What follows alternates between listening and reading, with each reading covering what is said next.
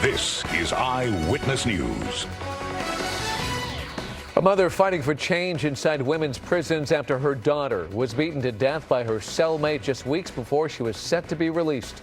Welcome back. I'm David Ona. And I'm Colleen Sullivan. Giovanna Lara and Mark Brown are both off tonight. You're watching Eyewitness News at 5 live on ABC7, Hulu Live, and wherever you stream. The incident happened inside the California Institution for Women in Chino nearly 6 years ago. The California Department of Corrections has agreed to a $3.5 million settlement with the woman's family. Inland Empire Bureau Chief Rob McMillan spoke to her mother about the case and her hopes for the future. Now, I understand there's punishment, but this dehumanization, people wouldn't even allow that to happen in a dog kennel. It's been almost 6 years since Sheri Graves' daughter Shaylene died in prison, allegedly beaten to death by her own cellmate. And now a $3.5 million settlement with the California Department of Corrections and Rehabilitation.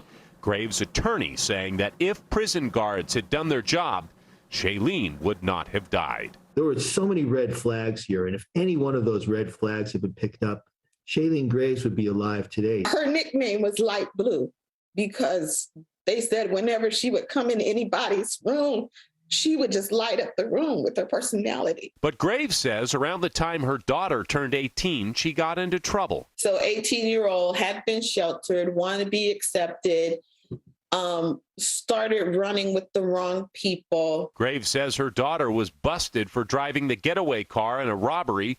For that, she spent nearly 8 years in prison. In May 2016, only a few weeks before she was scheduled to get out, Graves says her daughter was growing increasingly concerned about threats made by her cellmate. She told my mom, this cellmate is crazy. She's like, I gotta get out of here. I gotta get a bed, move this and that. According to the lawsuit, prison guards repeatedly denied her requests for a new bed, saying the only place she'd be able to move was to punitive solitary confinement. Days later, she says her daughter was beaten to death by her cellmate. It was like from reality to a dream. You know what I mean? Like, this can't be happening, and this couldn't have happened. Graves says part of her did not want to settle the case. She says she wanted a trial.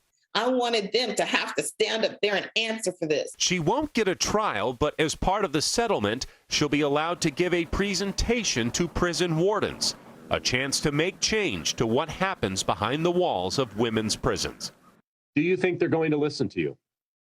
My prayer is that they do. This afternoon, the CDCR issued a statement saying, quote, CDCR takes the safety of those in our care very seriously, and we work hard to provide a safe and secure environment at all of our institutions.